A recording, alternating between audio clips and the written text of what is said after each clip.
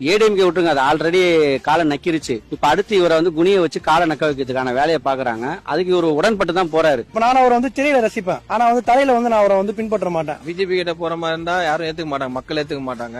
நாங்க ஏத்துக்க மாட்டோங்க. இந்த பக்கம் மாறி அந்த பக்கம் மாறி போறது எங்களுக்கு பிடிக்காது. அப்போதே எங்க மனசு ஏத்துக்கும், அவள ஜனத்தை சா வச்சுக்கிறது கூட எங்க ஏத்துப்பாங்க, யாரும் ஏத்துக்க மாட்டாங்க. யாரும் பிஜேபி கூட கூட்டணி வச்சா சப்போர்ட் பண்ண மாட்டோம் நாங்க. அவர் தான் சொன்னாரு சிபிஐ எல்லாமே வந்துட்டு யாருகிட்ட இருக்கு, மத்திய அரசு கிட்ட இருக்கு.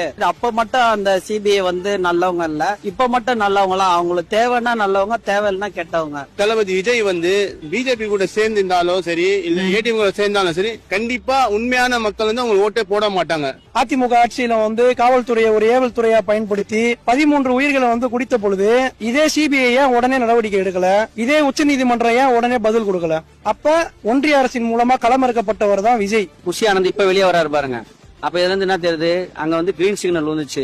நமக்கு அடிமை ஆயிட்டான் இவன், இதுக்கப்புறம் இவன் வச்சுதான் இனிமே நம்ம ஓட்ட வாங்கணும். மோடிஜி இருக்காரு, சும்மா ஜி இல்ல அவரு, எல்லாரும் நோண்டிட்டு இருப்பாரு. அங்க மத்தியில உட்காந்து நம்ம தமிழ்நாட்டை வந்து நோண்டணும் சொல்லி ஒரு ஐடியால இருக்கா போல.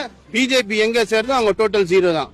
ஏங்க அப்படின்னு பார்த்தா கூட ஆந்திரால சனி லியோன் வந்தாங்க. கோடி எவ்வளவு லட்சக்கணக்கான மக்கள் இருந்தாங்க. சனி லியோ பார்க்க வந்தாங்களா இல்ல அவங்களுக்காக வந்து நிக்கணும்னு வந்தாங்க? அந்த ஆள் எப்படி இருக்கான்னு பாக்கணும் தான் வந்தாங்க. அந்த மாதிரி விஜயை பார்க்கணும்னு வந்து ஒரு கவர்ச்சி கூட்டம் தான்.